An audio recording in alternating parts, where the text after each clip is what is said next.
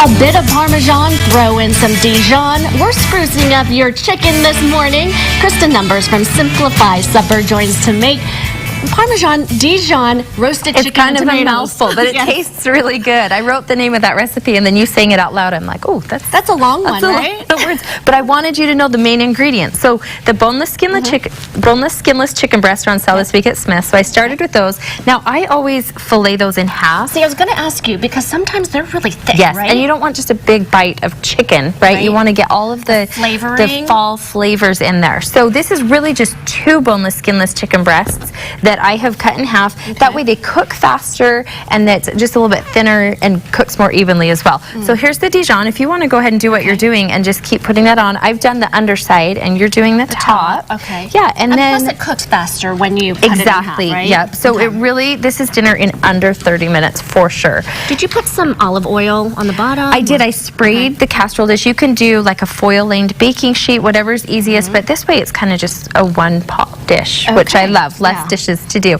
So in this bowl I have a 1/4 cup of Parmesan cheese, and then I have just some regular breadcrumbs. You can use the Italian style, which I usually do, but I wanted to keep it simple today to highlight that Dijon and the Parmesan flavors.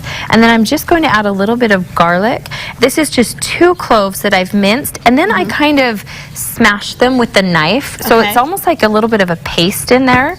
So we'll give those a little bit of a toss, and then a little bit of salt and pepper. Right? Yeah, it adds such a nice pop to it. So it's garlic, it's the breadcrumbs, it's the Parmesan, and then this is so easy. This is something you can definitely get the kids involved to help with. You just put it right over the top. Preheat your oven to 450, which may seem a little high, and that's a little bit higher than I would normally bake my chicken breasts, but we're roasting today. Today's theme and method of cooking is the roasting, and I'll tell you why. It's really because of the tomatoes that we're incorporating into this dish. So you can put all of this in the oven at once. You have your chicken. Let's set all of that aside. You did great. Thank you very much. And then, oh, you know what I do want to add to that? Rosemary. Is some rosemary. Now, in the recipe, I actually wrote parsley. You can use any fresh herbs that you have on hand. I have these at home today. The color of it's that colorful, it's flavorful, and I love these fresh rosemary sprigs that you can get at Smith's. You just pull it right off of there, right off the stem, and throw it on there. Nice. So let me move this out of the way. Would you grab those tomatoes? Yes. And let's talk about vegetables. Fall is such a great time of year to roast vegetables. That's why we turned the oven up so high, 450. This will all bake in under 20 minutes. Once you get it in there, you can see how fast the assembly was. So when these come out of the oven after 20 minutes, you want to put just a little bit of olive oil over the top. Okay, I'm going to ask you a question. So do you put the tomatoes with the chicken, or you're doing it after? Nope, you all put together. It all in. I would put the tomatoes on the top rack so they don't burn, the chicken on the bottom rack, and in 20 minutes dinner is done. This is what these look like when they come out. Hit them with a little bit of salt and pepper. All vegetables are so good roasted. You mentioned you have Brussels sprouts. Yeah, so roasting is so, I don't know, I feel like you can just throw anything in the oven and it'll taste good with a couple of ingredients. It really highlights all the great flavors. A little bit of olive oil, maybe some fresh lemon juice. And with Brussels sprouts, with carrots, with potatoes, some of those heartier vegetables, it'll take about 20 minutes. I was looking in my refrigerator this morning, and I'm like, these big Brussels sprouts, and a lot of times if we have it for one meal and you have too much, we usually toss it. And today sometimes I'm like, it goes bad. Roast them. You can definitely roast them. Throw them on a cookie sheet like this. You can line it with foil, but I would do exactly this.